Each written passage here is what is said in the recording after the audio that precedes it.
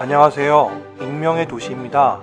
여러분은 지금 보는 사진 속의 장소가 어디인지 아십니까? 이곳은 2009년 광화문 광장이 조성되기 전에 세종로의 모습입니다. 왕복 16차선의 넓은 공간이 모두 자동차를 위해 제공되는 공간이었죠. 다음 사진은 광화문 광장의 모습입니다.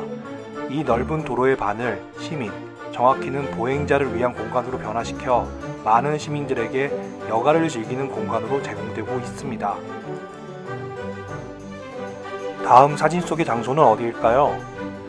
이곳은 뉴욕의 모습입니다. 여러분이 미국에 가보셨거나 거주하신 경험이 있다면 미국은 보행자를 위한 공간이 부족하다는 것을 금세 알아차릴 것입니다. 다음 사진은 고속도로 인터체인지의 모습입니다. 미국은 우리나라보다는 자동차에게 더 많은 우선권을 주는 나라라고 생각할 수 있습니다. 오늘은 이와 관련된 3개의 기사를 소개하려 합니다. 첫 번째는 시티랩의 2015년 1월 29일자 The Invention of America's Love Affair with the Automobile 이라는 제목의 기사이며, 두 번째는 워싱턴 포스트의 2015년 1월 27일자 The Myth of the American Love Affair with Cars 라는 제목의 기사이고, 세 번째는 시티랩의 2012년 4월 24일자 The Invention of Jaywalking 이라는 제목의 기사입니다. 이 세 개의 기사 모두 공공공간인 도시의 거리나 도로가 예전에는 자동차가 아닌 사람에게 우선권이 부여되었지만 현재는 모두 자동차에게 우선권이 부여된 상황에 대해 잊혀진 역사에 대하여 언급하고 있습니다.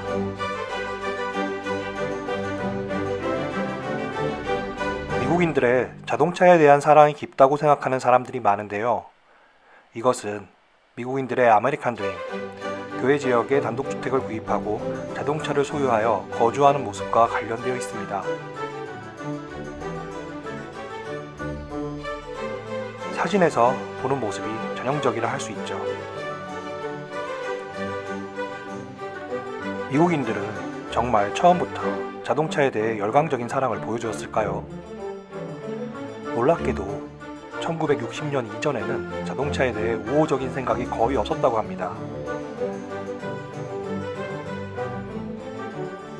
이 표는 구글에서 미국인의 자동차에 대한 열광이라는 검색어를 사용하여 출판물에서 이 단어가 얼마나 많이 사용되었는가를 보여주는 그래프입니다.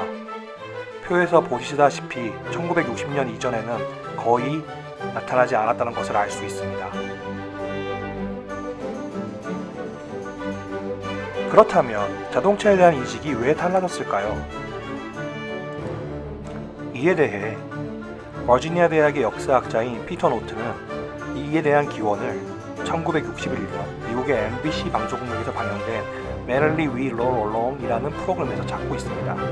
이 프로그램에서는 진행자는 자동차를 마을의 새로운 소녀로 소개하고, 그리고 자동차 운전자를 남자로, 그리고 자동차에 대한 열광적인 사람은 결혼과 신혼여행 등의 의미로 설명하였습니다. 당시에 이 프로그램은 뒷본사에서 권하는데 그 본사는 미국의 자동차 제조사인 제너럴 모터스사의 주식을 24%를 보유하고 있었습니다. 이게 과연 우연이었을까요?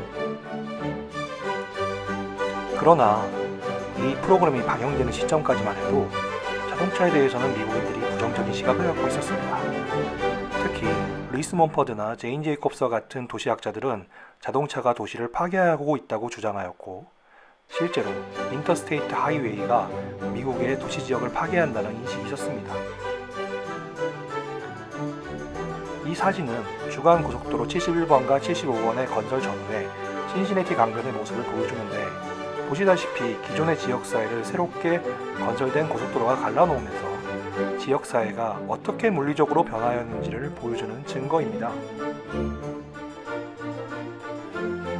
이에 대해 당시의 한 비영리단체는 흑인의 주택을 관통하는 백인의 도로라는 모토로 항의하였습니다. 이에 대해 기사는 우리가 잃어버린 역사가 있다고 주장합니다. 미국인들이 자동차 의존적인 도시와 교외 지역을 건설했다고 말하는 것과 모든 지상 주차장과 고속도로 인터체인지가 선호의 순수한 산물이라고 말하는 것은 사실이 아닙니다. 오히려 1920년대에 미국인들은 그들의 도시에서 자동차를 배제하려고 하였습니다. 심지어 당시의 보행자들은 자동차에 대고 침입자이자 비민주적인 불량배라고 소리지르는 경우도 있었다고 합니다. 위의 그림은 1939년 6월 11일 워싱턴 포스트의 표지 그림으로 보행자는 연간 사상자의 40%를 포함한다는 제목이 붙었습니다. 이는 당시의 미국인들이 자동차에 대해 부정적인 인식이 높았다는 것을 보여주는 사례라고 할 수 있습니다. 그러나 부정적인 여론에 대해서 자동차 업계는 가만히 있지 않았습니다. 1920년대 중반 자동차들은 보행자들이 이용하는 공공영역인 도로에 침입하지 않았으며 보행자들은 자동차를 위해 남겨두었던 도로를 자유롭게 다니고 있었습니다. 이에 대해 자동차 업계는 예를 들어 무단횡단을 범죄로 인식하도록 노력합니다. 또한 언론들은 무단횡단에 대한 사고를 보행자의 탓으로 돌리는 기사를 게재하기 시작하죠. 그리하여 경찰과 법원이 운전자를 규제하려는 노력에도 불구하고 거리를 이용하는 경쟁에서 보행자에 대해 자동차가 승리했습니다. 앞에서 언급한 거리를 이용하는 경쟁에서 자동차가 보행자에 대해서 승리했던 사례 중에 하나인 무단횡단에 대해 자세히 살펴보면, 만약 도시의 거리들은 누구를 위한 공간인가에 대해서 질문을 하게 된다면 100여 년 전 사람들은 도시의 거리는 사람, 보행자를 위한 공간이라고 대답했을 것입니다. 이와 더불어 당시에 새롭게 등장한 자동차에 대해 바퀴 뒤에 있는 죽음의 신으로 묘사하였고, 따라서 어린이가 차에 치여서 사망할 시 개인적인 손실로 간주되는 현재와는 다르게 1920년대에는 군인의 사망과 같이 공적인 손실로 간주되었습니다. 따라서 1923년에 신시내티에서는 모든 차량에 시속 25마일, 약 40km의 제한속도 조절기를 장착하는 것을 규정하는 법률을 지정하였다고 합니다.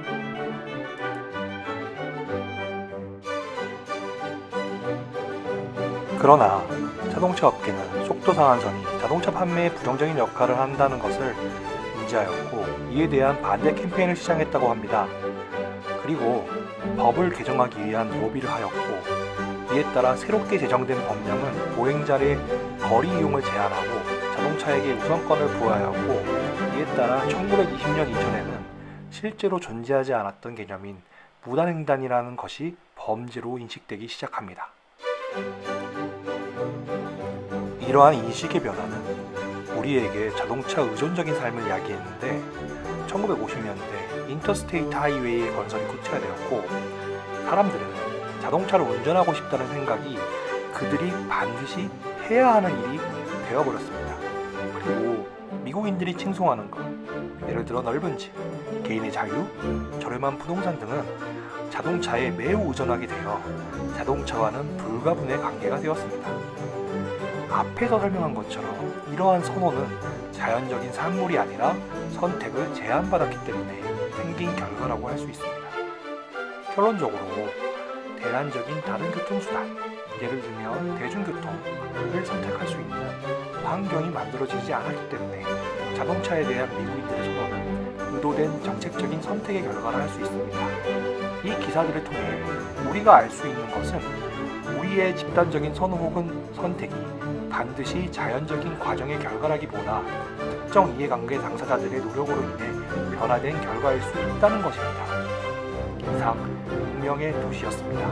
구독과 좋아요는 콘텐츠 제작에 큰 도움이 됩니다. 지금까지 시청해주셔서 감사합니다.